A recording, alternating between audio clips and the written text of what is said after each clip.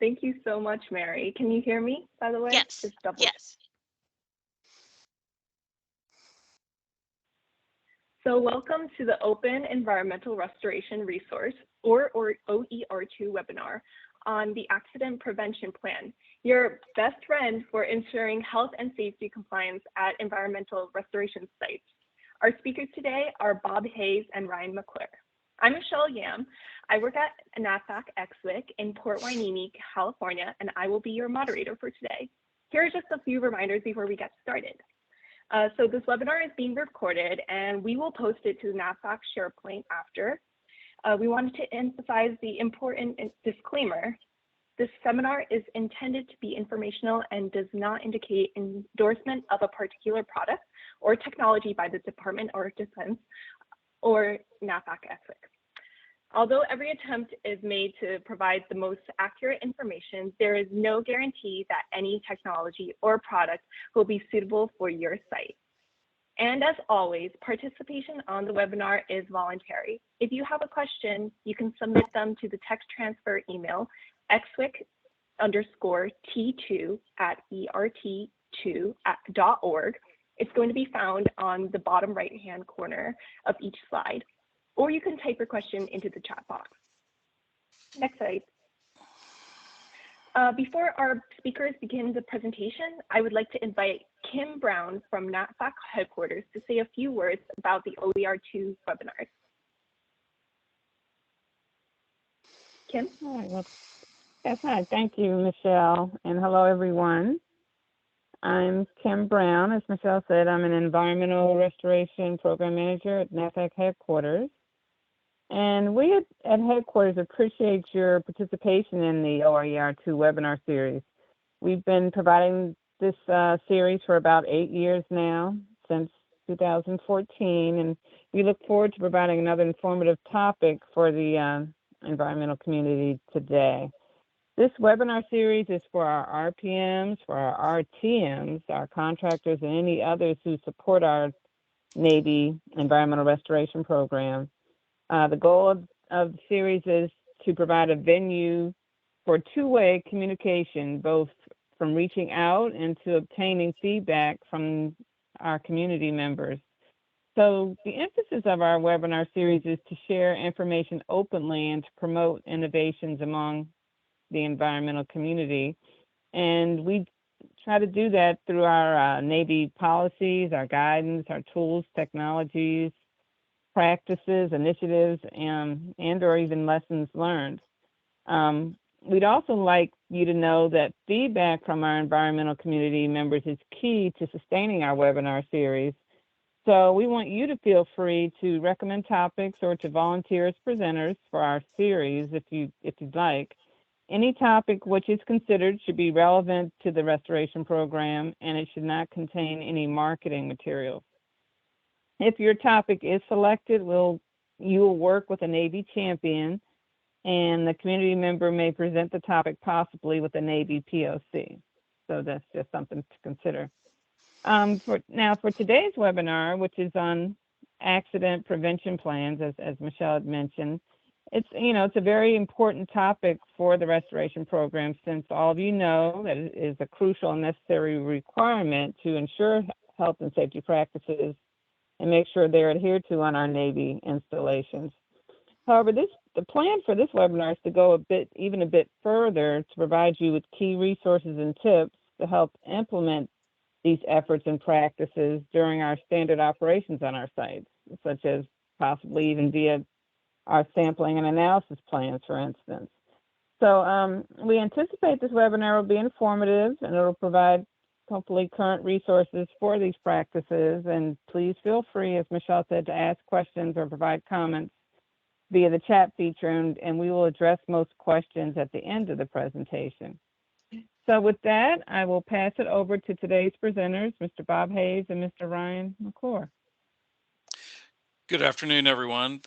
My name is Bob Hayes, and I am the Navy and Marine Corps Public Health Center Environmental Programs Health and Safety Technical Lead and the Hazwoper subject matter expert for our command and for most of the Navy in regards to the BRAC and EARN program.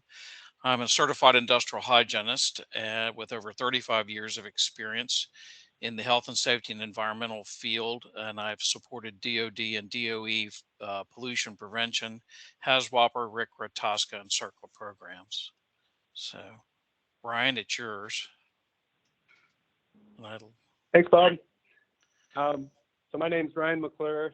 I got my master's in civil and environmental engineering at Cal Poly San Luis Obispo, and I started with the Navy in 2010 in the intern program. And I began as an RPM with Naval Base Ventura County from 2012 to 2017. And now I've been the lead RPM at Naval Base San Diego from 2017 to present. And I enjoyed surfing, backpacking, and fishing. And based on my last severe injuries, I would consider myself accident prone. But I think that's made me much more safety minded today. So that's why I'm here. Back to you, Bob. Thank you, sir. Today we have a lot to cover in a short amount of time. We're going to cover the EM 385-1-1 and why do we use it, the accident prevention plan and activity hazard analysis, application structure and content, some contractual and work plan requirements that Ryan will go over, the APP site safety and health plans and the abbreviated APP, what's the difference between the three documents, roles and responsibilities and technical support, identification of some other key players you may not have thought of that are involved in APP and site safety and health plan development, some knowledge checks throughout the whole presentation, and then some final thoughts. So let's get started. The EM 385-1-1 is a comprehensive set of safety and health standards required for all U.S. Army Corps of Engineers activities and operations, from general maintenance and construction to environmental investigation and remediation. Even though it's an Army health and safety guidance manual, it's been referenced as the guiding health and safety document for all UFGS requirements required for DoD contracts. And as directed by the Navy Environmental Restoration Program Manual, specifically Chapter 17, and OPNAV Instruction 5090.1b, the Navy's adopted the use of the EM 385 to ensure contractor health and safety compliance and safe work practices at Navy earned sites. So we often get the question, wait a minute, the Navy has a health and safety document or a manual or instruction, I should say, OPNAV Instruction 5100.23 series. Why are we not using that?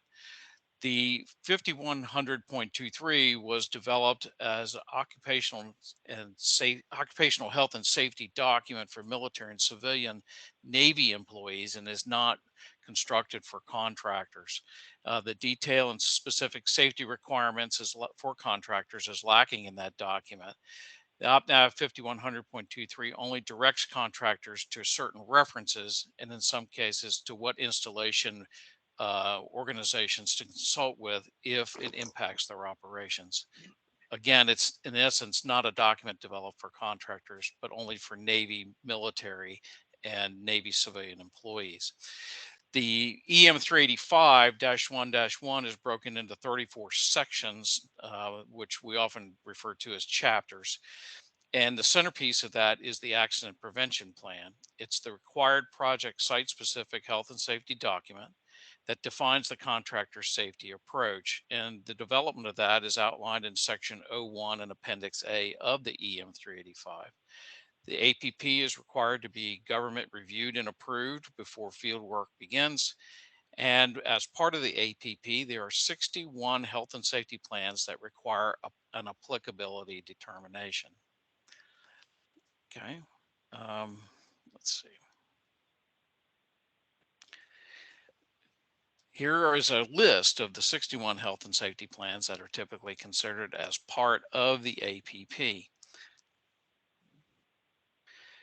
We as the Navy and the Navy Marine Corps Public Health Center do not necessarily have a template, but we do like to see as part of the APP an applicability determination for each of these plans. Is the plan applicable to your project? Is it not applicable to your project? And to help streamline that, the Corps of Engineers has developed an APP checklist, which many contractors convert and put in as part of the APP in tabular form to indicate whether the plan is applicable or not applicable. And if it is applicable, to list within the APP where that specific plan or procedure can be found. The second key component of the EM 385-1-1 APP is the activity hazard analysis. This is essentially the contractor's risk management process for project tasks that are going to be performed as part of the project. Initially, what you'll do is identify the definable features of work within the project.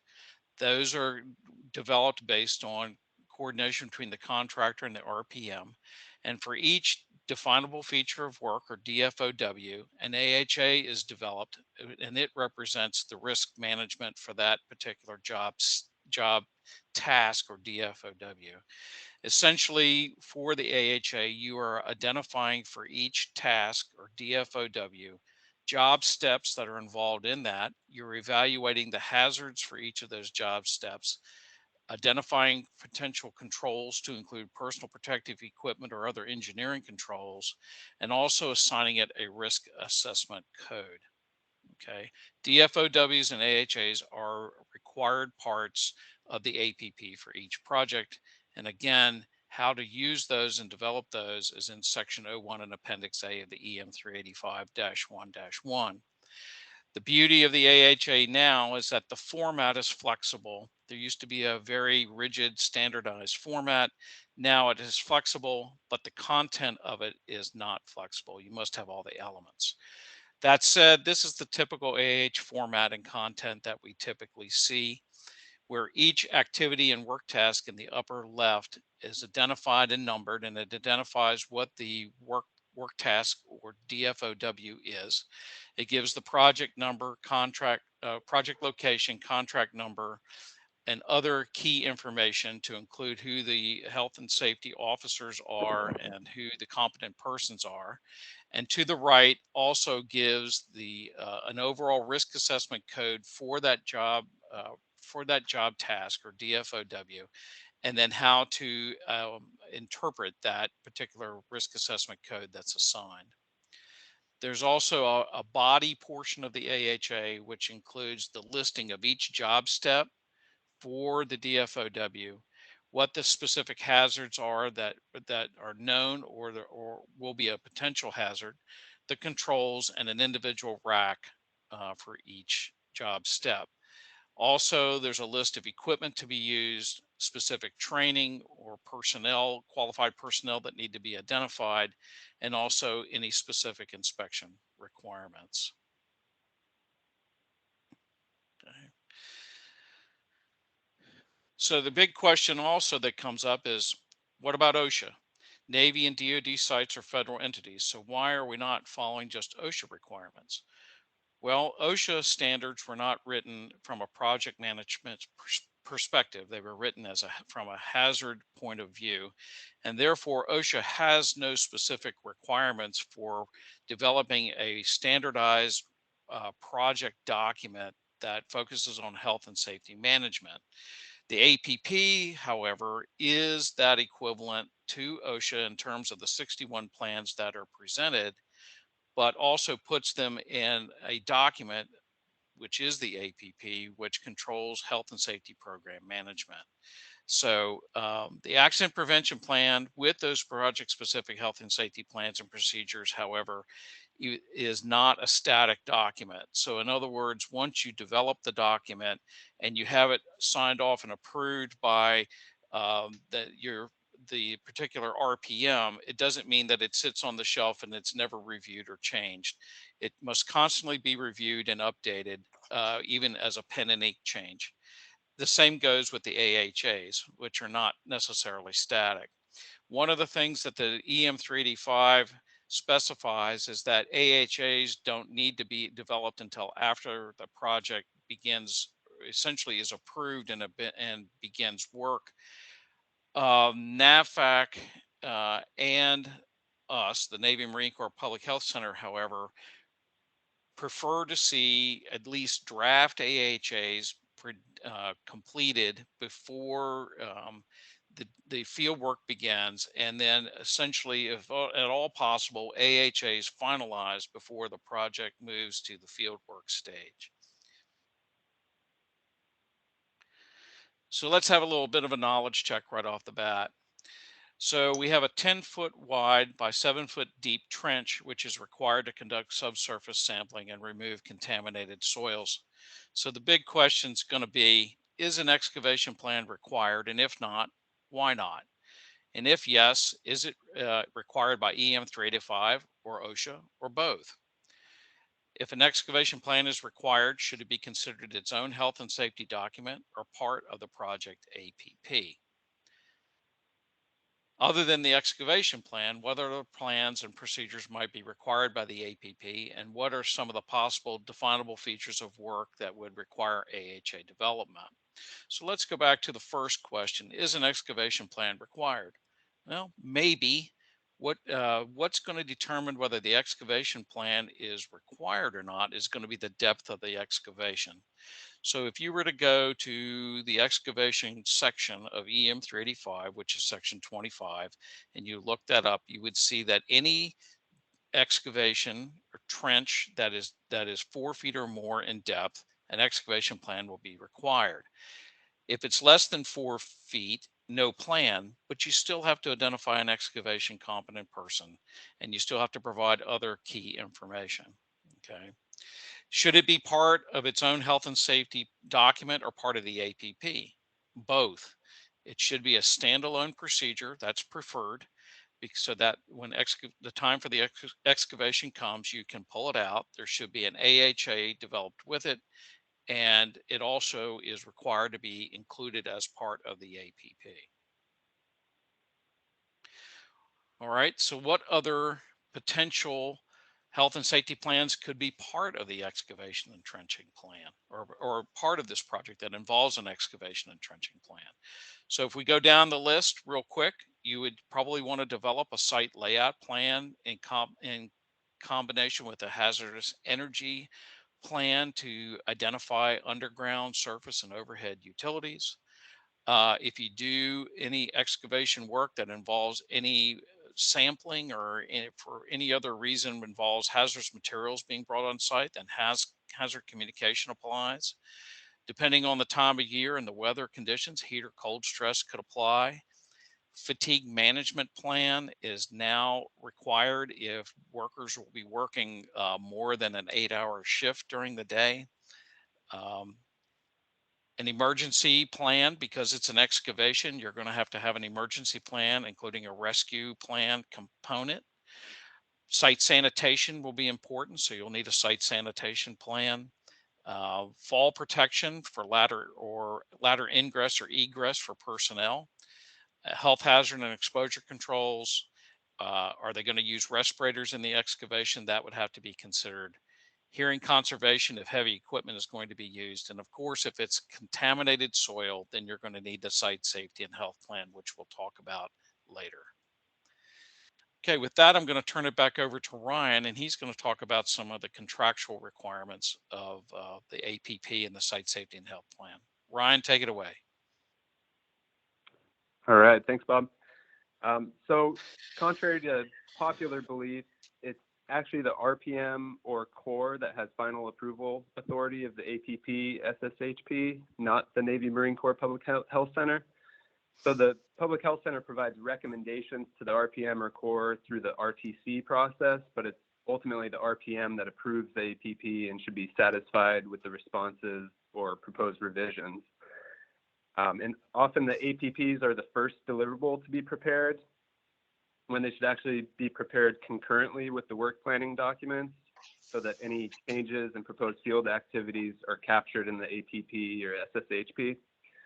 And the RPM or Corps is ultimately responsible for approving all deliverables, so that includes ensuring that any work plan deviations are addressed in the APP and any applicable AHAs. And since the APP is a living document, it can be revised or updated at any time to capture any changes in fieldwork activities or the discovery of additional hazards or changes in field conditions. So next slide, please.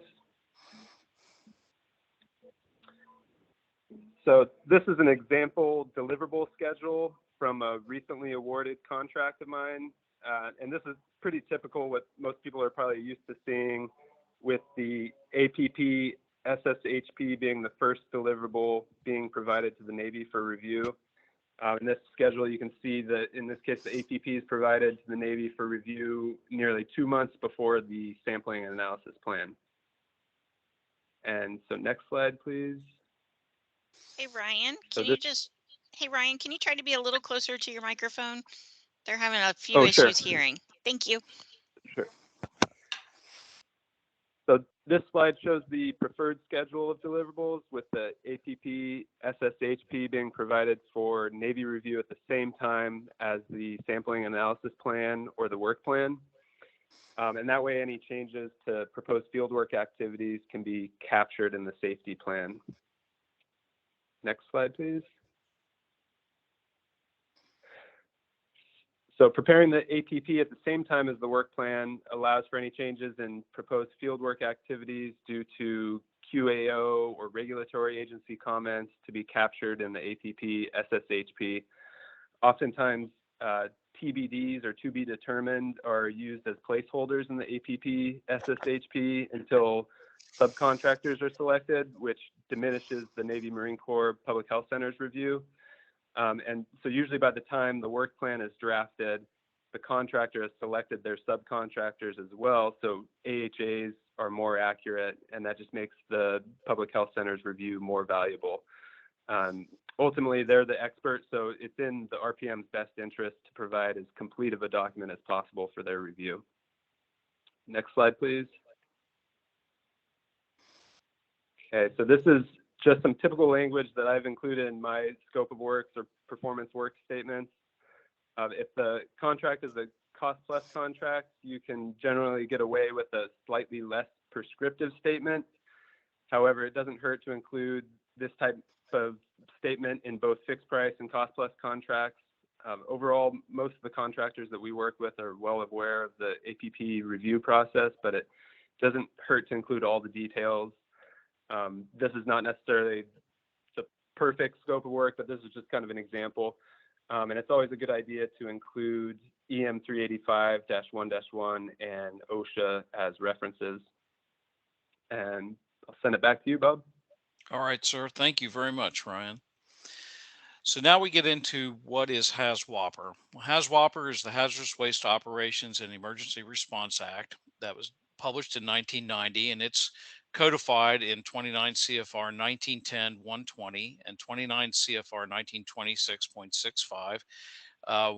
The 120 is general industry, the 65 is construction. Both documents are identical, but different audiences. Again, general industry versus construction. And basically codifies health and safety requirements to protect employees that may be exposed to hazardous substances. That includes hazardous waste, by the way, during CERCLA and RCRA actions, working at RCRA sites and TSDFs, and during any emergency response actions. Okay. The Site Safety and Health Plan, the SSHP, or HASP as it was previously known, is essentially the EM 385-1-1 equivalent to OSHA's Hazwoper, and it can be found in section 33 of EM 385. And it's the same document as the OSHA 120 and the OSHA 1926.65.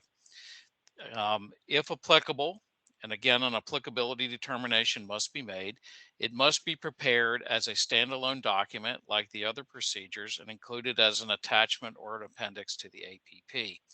It is a critical document for compliance at earned sites and operations, and it does require a review. And we at the Navy and Marine Corps Public Health Center can provide this expert review for the RPMs. What are the differences between the APP and the Site Safety and Health Plan? Basically, the SSHP, again, is Hazwoper. It's one of the 61 plans required by the APP, and it is hazard-based.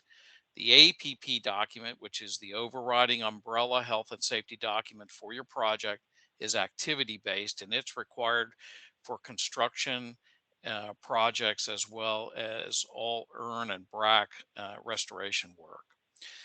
Okay. The APP and the Site Safety and Health Plan may require duplicate information. So there may be information, for example, a training section in the Site Safety and Health Plan, and a training section is required in the APP. It's perfectly acceptable to write one training section for the APP and either included in the Site Safety and Health Plan or the APP. You do not have to provide duplicate information.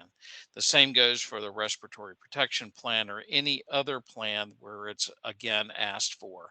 Oftentimes, for example, the APP includes a confined space plan if confined space is applicable, and the Site Safety and Health Plan also requires a confined space plan. You only have to provide it one time within the document. There's no need for duplicate information. We often get asked about the abbreviated APP. The EM385 provides minimum requirements in Section 01 and Appendix A for developing a shorter form APP. This is basically for projects that are of limited scope, supply, service, and R&D work. So what does that mean? If I'm doing long-term monitoring at a site, I'm not doing any construction work. I'm just going out collecting groundwater samples or soil samples. An abbreviated APP would apply. If I'm going out and doing vegetation clearance only on a site as part of maintenance, so for example, a landfill, or I'm inspecting a landfill monitoring system or components, only an abbreviated APP would apply. No construction activities is your key. If you're going to do construction work as part of the project, the full APP document applies. Okay. Benefits of the abbreviated APP are time and cost savings for health and safety plan development and reduced review and approval time.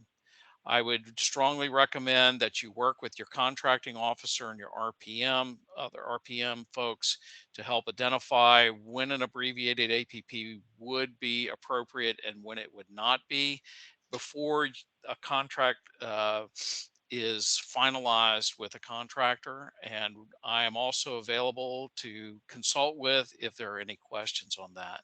Again, it's evaluated on a case-by-case basis. And I strongly recommend it be done during scope development.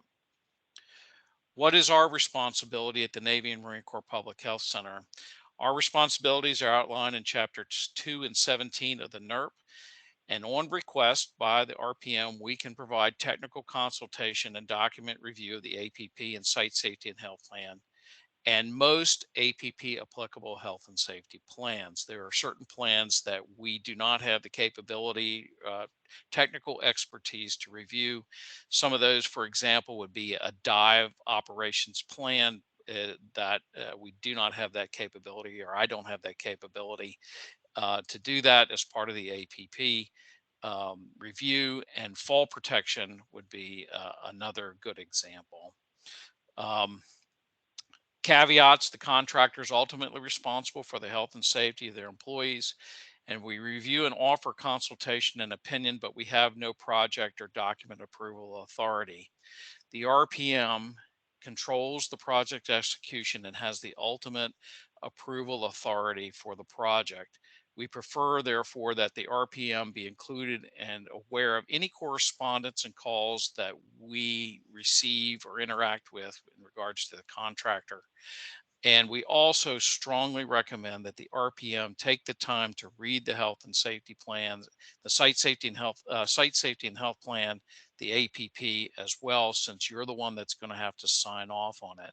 And so we strongly recommend that the RPM be familiar with what document and the contents of the document that are submitted to us for review. If you want our review, you can send the documents directly to us via email attachment, or you can use the DoD SAFE system. But the RPM must provide the link and passcode for the contractor to send the document and for us to retrieve it.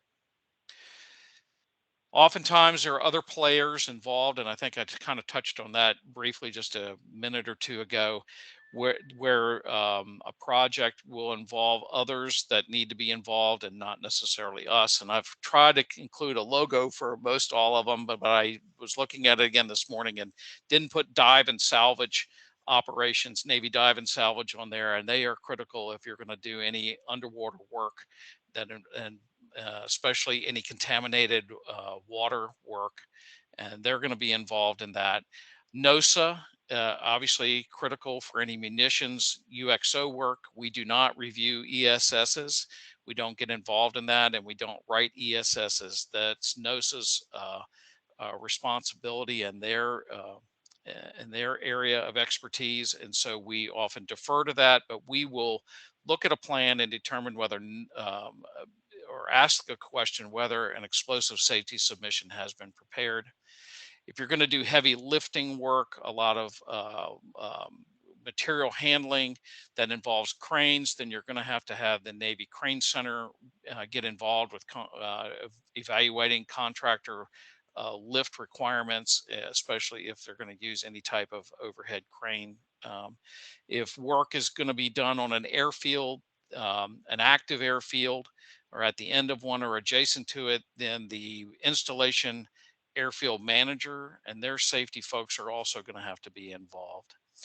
If you're doing any work that's asbestos related, the installation asbestos program manager needs to be aware and not necessarily approve, but be aware and review the contractor documents for asbestos work.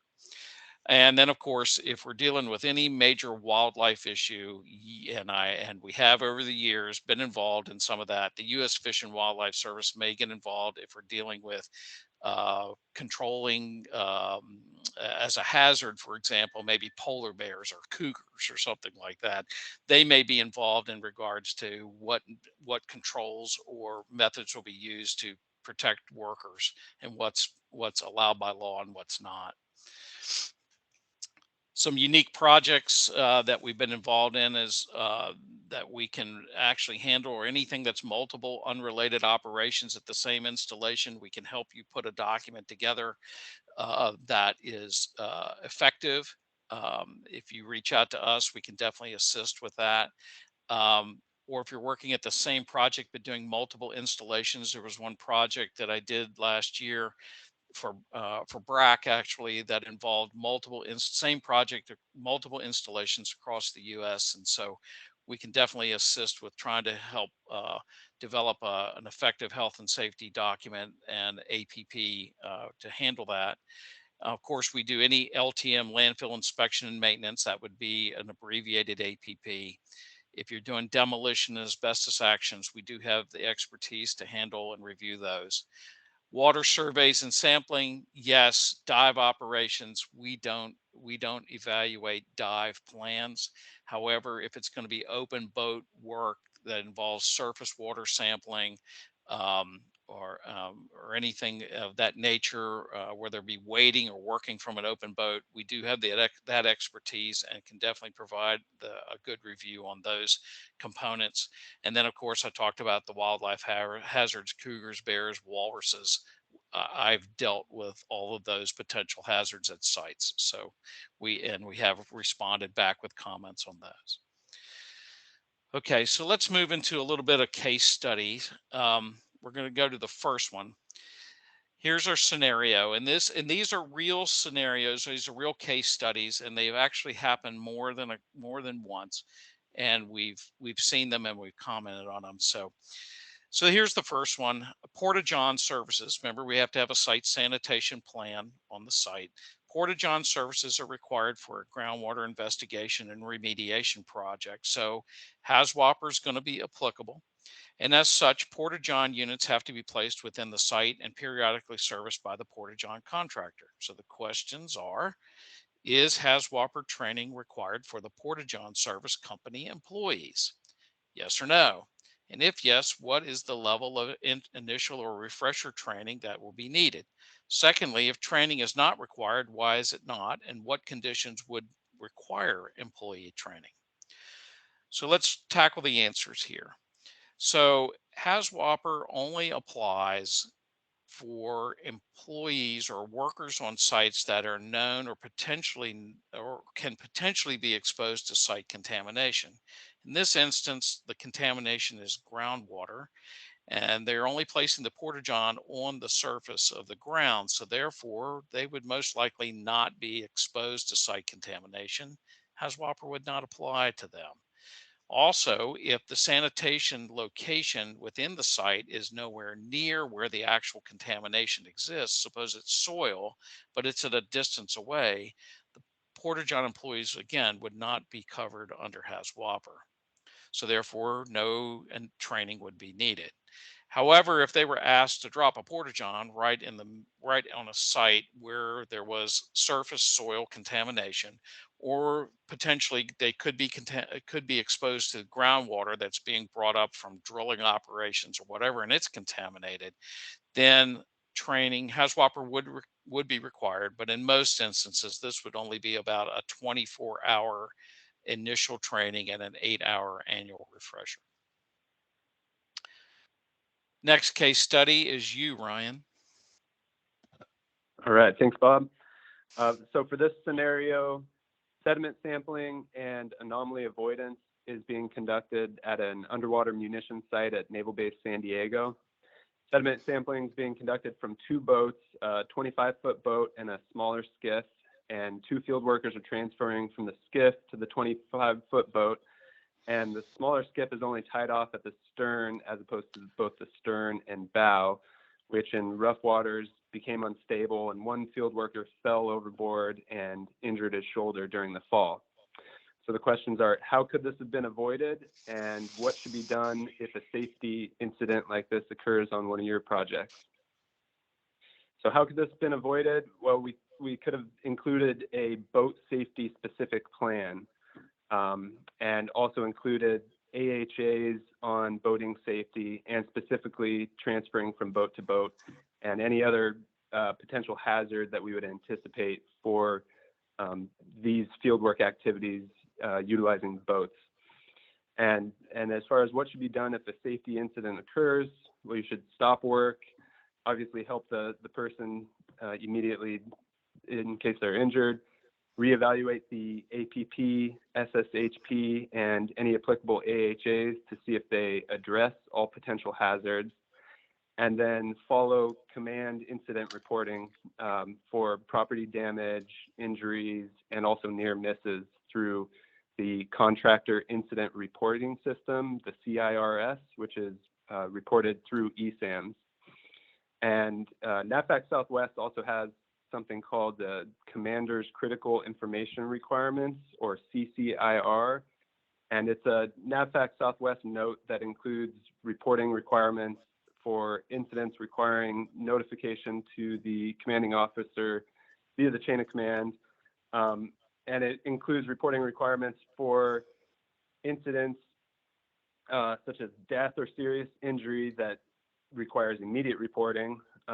Also, incidents required notification by the close of business for non-fatal injuries that result in a loss of time from work beyond the day that the incident occurs. But it's recommended that you check with your local installation for their reporting requirements for incidents that could occur on site. So back to you, Bob. All right, thank you, Ryan. All right, here's case study number 3. Biological survey of an endangered species is planned for an IRP area where the soil has surface and subsurface contamination. Full characterization of the site and the extent to include the concentration of the contaminants is underway, and results have not yet been reported. Soils will not be disturbed other than walking and transiting the site during the survey. Does Hazwoper apply, and could an abbreviated APP be used? And what level of Hazwoper would be applicable if it does apply? The answer to the question is yes, Hazwoper does apply, because we're dealing with uncharacterized site at this point. We don't know the level of contamination, but we do know we have surface soil contamination. So therefore, even though they're walking across the site, there's a potential for exposure, albeit probably just dermal exposure. But nevertheless, it does apply. So therefore, Hazwoper is applicable. And probably because of what they're doing in regards to a biological survey, we would allow an abbreviated APP with a site safety and health plan included for this project. So yes, an abbreviated APP would be applicable, and the level of training would probably only be 24-hour initial with an 8-hour annual refresher. All right. The final case study. You have a team conducting brush clearing and surveying as an initial action on a munitions response site to delineate and create site access for future determination of UXO. There's a potential for contact with UXO on the surface and below the surface of the soil. Again, does Hazwoper apply? What other plans and organizations would be needed to support the APP, and what are the specific training requirements?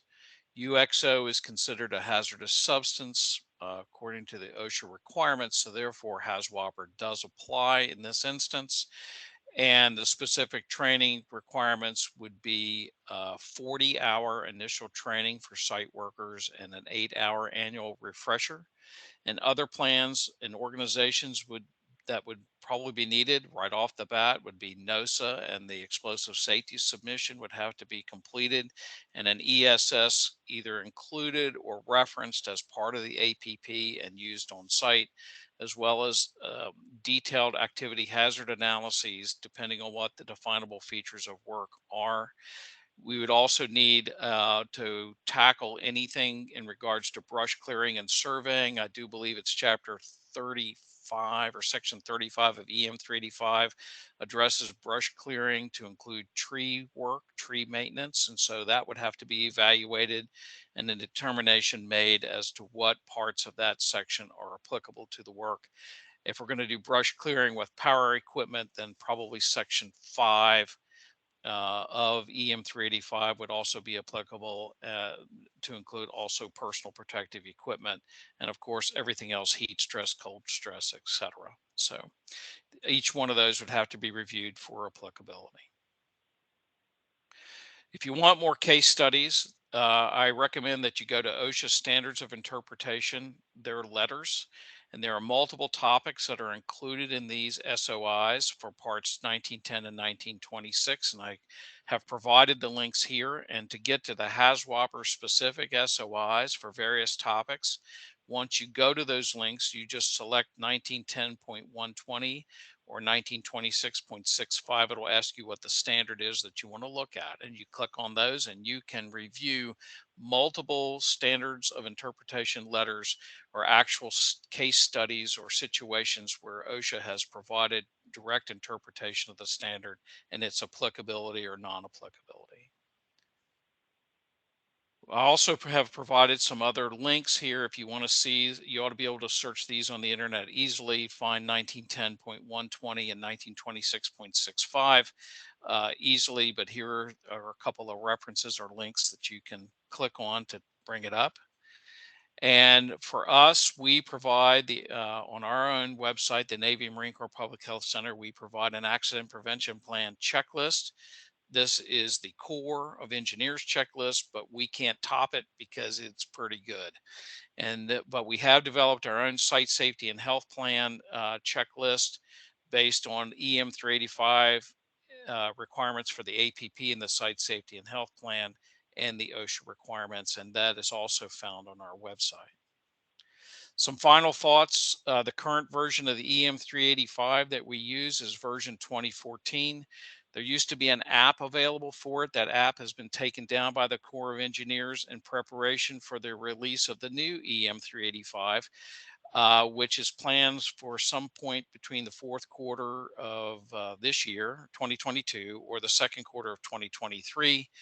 And the upcoming release is a complete and total overhaul of the EM 385, and it's going to take some time for us to figure out. I've seen the draft of it, and it's going to take a little bit of time to figure out what the changes are. And I'm hoping that the Corps will provide a summary document that addresses where the changes are. But chapters have been renumbered, renamed, and so forth. So it's going to be some work on our end as well to to try to decipher that. So in the process, what version would we normally use then? If the new one came out in October or November, what would you use? Well, any contracts that are, I would think, that would be cut prior to the release date of the document would follow the old EM 385, and anything after that would follow the new EM 385 based on what the date of the task order or the contract is. But check with your contract folks, the RPMs, and see what would be the most applicable document.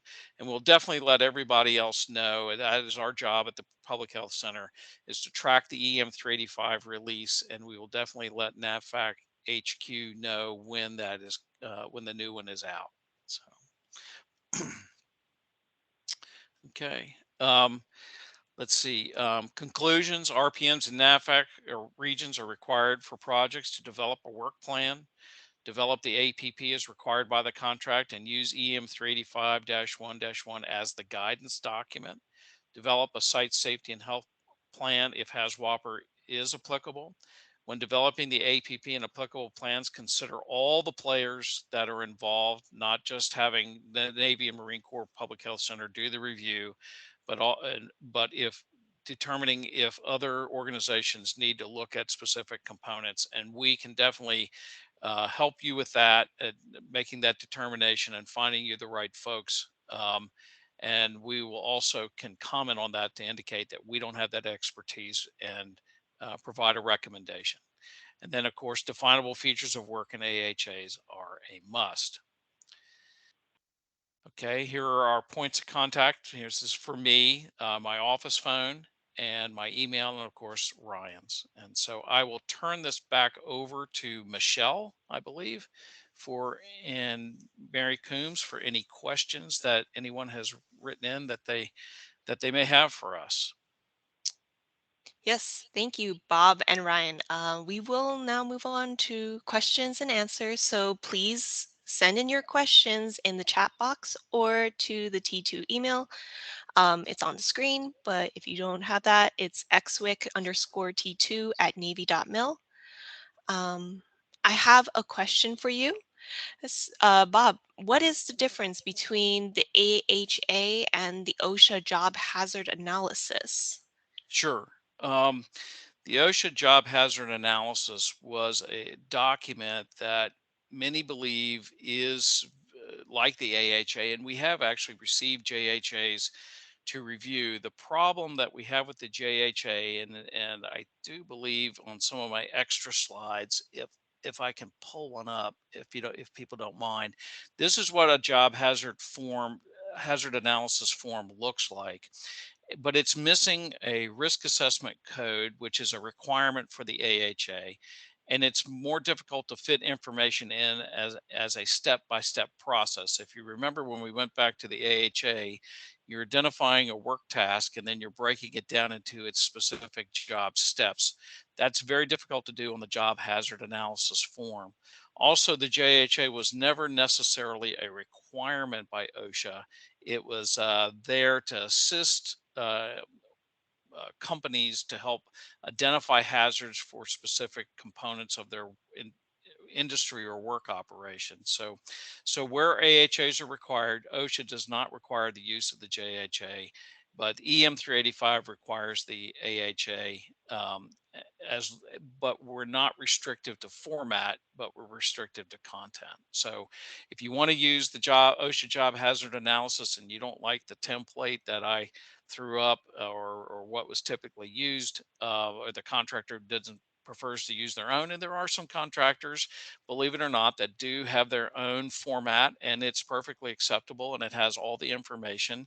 When I do a review, it takes me a little bit longer, but I'm used to the certain contractors and their formats now.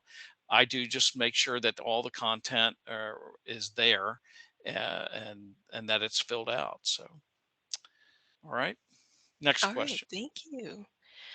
Yeah, we have some questions coming in to our chat. One person asked, would monitoring well installation be considered a construction activity? If the well is already installed,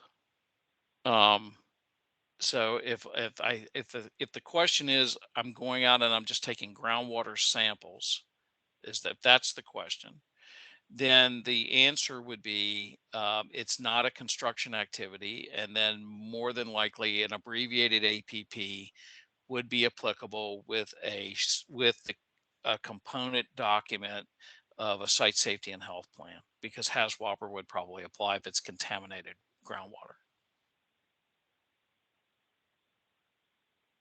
Thank you for that answer. Mm-hmm. We have another participant asking, can you use an internal company internal rack instead of the AHA rack? Yes. Yes, as long as there is a key so that you can identify what the rack means. So, so for example, the template that I threw up there, the typical one we see, those racks are letter codes. You know, they're medium, low, high, whatever. If they're going to use a numerical 1, 2, 3, 4, there would have to be a key at the beginning of each AHA to tell us what those assigned racks mean and how they were cross matched. So Okay. Kelsey, I'm gonna turn to you to ask if you have any questions coming in through the email.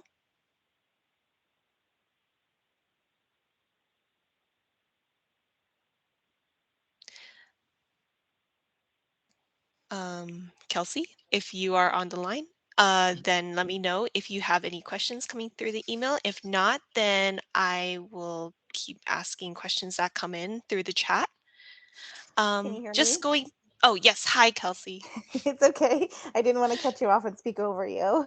I do not have any questions coming in through the xwic_t2@navy.mil, but I just wanted to remind anybody, both DoD, Navy, and non-Navy, if you would like to receive our T2 distro emails, which gives us we put out announcements for the OER2s and things like that. Please send your request to the xwic_t2@navy.mil, and we'll get you added to the distro list. Awesome. Yes. Thank you, Kelsey. Okay. Just going back, re-clarifying that question about the monitoring well installation. I think the question was asking, was drilling a new well is considered a construction activity, Bob? yes, any well drilling operation, whether it's hollow stem auger or any other type of well drilling operation, yes. If you're bringing heavy equipment on and you're doing the digging to put in the well, then that's a construction activity. Yes. Okay, another question. Is OSHA 30 construction required? Can you repeat that again? I'm sorry. Another question is OSHA 30 construction required? Now that I don't know the answer to, but I would think that what will be required would be outlined in the contract. Ryan, please correct me if I'm wrong, but I think the EM 385 is specified. I would think that any unified facility guidance specifications would be identified as part of the contract. And I'm not certain, I'm not quite certain what construction 30 is, if you'll forgive me. But I do know that whatever construction requirements would be needed would have to be part of the APP and would be addressed in the EM 385 or in the contract.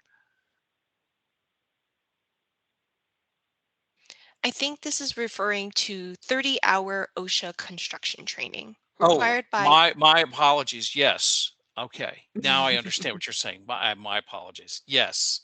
Any the EM 385 requires that any a designated site safety and health officer or any alternate site safety and health officer um, receive 30-hour general industry or construction OSHA safety training, and that certification or completion of that training and verification needs to be included in the APP under roles and responsibilities and qualifications. So yes, it would apply.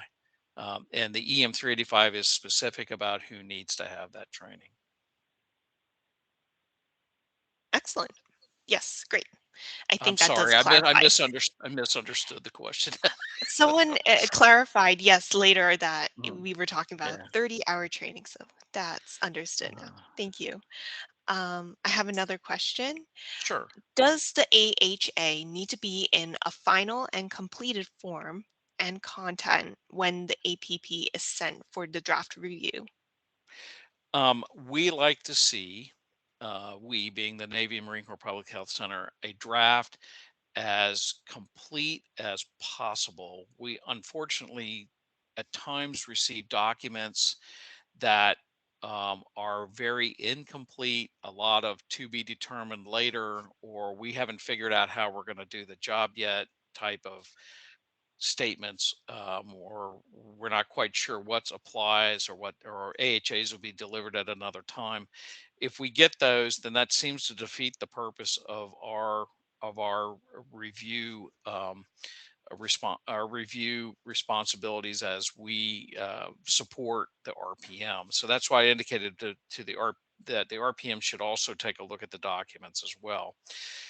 It's important that the APP and the Site Safety and Health Plan, the AHAs, be developed either in conjunction with the development of the work plan. This is my professional opinion. With the development of the work plan or after the work plan has been completed and approved. It doesn't mean that they cannot change and everything's locked in stone, but you can't identify hazards for things that you don't know how you're going to do it yet.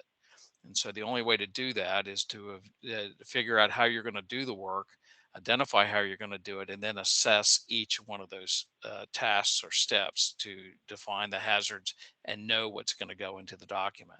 It makes the development of the APP and the Site Safety and Health Plan, as well as the AHAs, go so much faster. And I do have do receive from some contractors documents who know this process.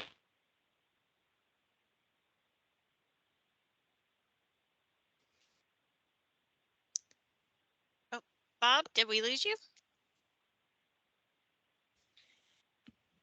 We might Documents go so much faster. Okay. All right. So I have one last question before we're going to wrap up. Our Navy Pacific contracts are requiring our SSHOs to have the EM 385-1-1 40-hour training instead of the OSHA 30. Do you see that being a requirement in other Navy contracts going forward? Be honest with you, I don't know if any RPMs here want to speak up to that, because I can't. I'm not privy to certain specific contract requirements, but I'll be honest with you. I was unaware that the NAVFAC PAC folks are requiring the EM 385 40-hour course and as a replacement for the 30-hour OSHA general. I have seen verification or qualifications of folks that have taken that class, but I was unaware of that. So that's good for me to know, or to ask that question in the future. So, but I'm unaware of whatever else has been placed in other NAVFAC region contracts. I only go by what is the requirement of the EM 385, unless a specific region tells me we're willing to accept this in lieu of this. So. All right, thank you. And thank you to everyone else who had submitted their questions. I'm sure I speak to many when I say I gained a lot of information from today's webinar. As we wrap up, please take the survey that I will be emailing to you after. And the survey should take less than 2 minutes to complete. There's 4 questions, and it provides us with really good feedback. Thank you for switching to the next slide. And stay tuned for the next OER2 through the T2 email. Like Kelsey said, if you aren't on our distro list, please email and we can add you for more announcements. And thank you again for attending this OER2 webinar. You can find this presentation on our NAFAC website, and our YouTube channels will have most of our OER2 presentations, and we look forward to seeing you back next time. All right. Thank you so much. Bye, everyone. All right. Thank Bye-bye. you. All right. Thank you. Bye-bye. Thank you.